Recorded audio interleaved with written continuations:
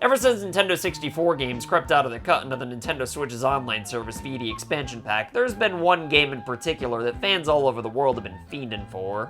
Sadly though, Superman 64 has got all kinds of licensing issues, so unfortunately we're gonna have to look our kids dead in the face and tell them that Santa Claus just can't deliver this one. Luckily though, the next most popular 64 game happens to be one that Nintendo owns themselves, but just because they don't have to pay any royalties doesn't mean that it doesn't come with its own set of problems. So sit back in your Step Pepper's beanbag and allow me, YouTube's greatest T-ball MVP of all time, CameronAllOneWord, to tell you all about it. Cameron, all one word. Cameron, danger. Oh no, it never fails. He'll take the cruise and find the where's and why's and who. Cameron, all one word. Cameron, danger. Cameron. Before I begin, let me make it perfectly clear and say that even though Smash 64 isn't in the catalog at the time of this recording, I'd bet there's a good chance it'll pop up at some point, most likely within like a week after posting this, knowing my luck.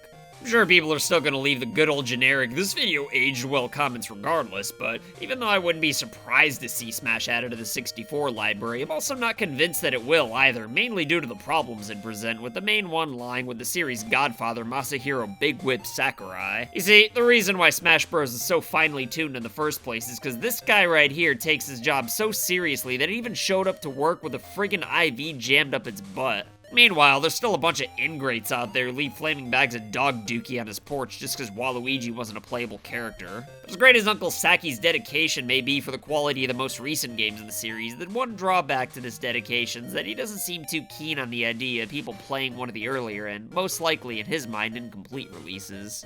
I'd imagine that to him, seeing thriving communities playing Melee instead of Ultimate's probably the same thing as seeing your kid playing with a cardboard box of a really expensive toy. Don't get me wrong, I'm not saying that the guy hates the older games or the fact that people are still playing them like a lot of people mistakenly assume these days, but still though, I'd imagine that almost dying making Smash 4 on 2 different platforms and then immediately moving on to Ultimate for the next few years of his life probably makes him feel certain things to see people saying, "Ugh, I'm bored, give us Smash 64, come on." I mean, seriously, people spent years analyzing chairs and missing spaces on promotional art for clues only to ask for older games once Ultimate's finally wrapped up.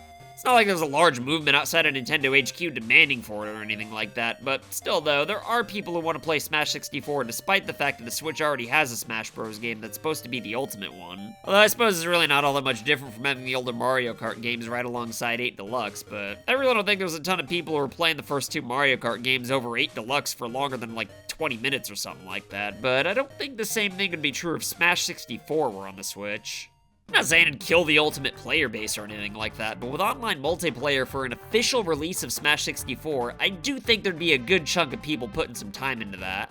Obviously, the 64 service doesn't have random matches or things like that, but neither did the Nintendo DS, and us Pokemon fans had flocked to the comment section of some random video with a picture of Gengar and generic Buttrock playing to exchange friend codes, so I'm pretty sure the hardcore Smash 64 players would find a way to connect and play with strangers. Sure, some Smash 64 players who fancy themselves as purists probably wouldn't be too hyped on the idea of playing with a wireless 64 controller over the internet, but I mean, let's be real here, most would probably rather just use a wired GameCube controller for that game anyway, so despite the inevitable lag issues, Smash 64 online with the Switch would still be a pretty nice option for competitive 64 players when they gotta stay home and water their kids or whatever it is that parents do these days. The average gamer would probably rather just prefer to do random matchups automatically with Ultimate and have access to a much bigger roster, but still though, with all the work they put into it, do either the Sackmaster or Nintendo really want to take any steam away from it? If so, then I'd imagine they'd at least wait till the Switch is on its deathbed before adding it to the 64's library, but even though I do think it's very possible that we get the game, I still don't think it's a guarantee for the reasons I mentioned.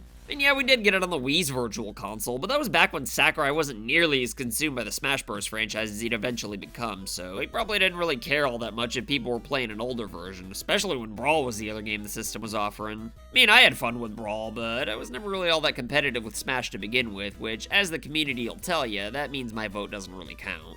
But anywho, it's also possible that Sakurai didn't really think about digital retro games being added to the Wii back then anyway, given how relatively new the concept was for consoles back then. Hell, it wouldn't even surprise me if he didn't know about it until it was already out and too late to veto it. I mean, after all, Smash 64 did never come out on the Wii U, despite the fact that just about every other 64 game that was on the Wii made its way over, and I've got to think that this was a conscious choice on Nintendo's part, so if they left it off the Wii U, then it wouldn't surprise me if they also left it off the Switch, and the reasons for that are everything I've been rambling about for this whole video.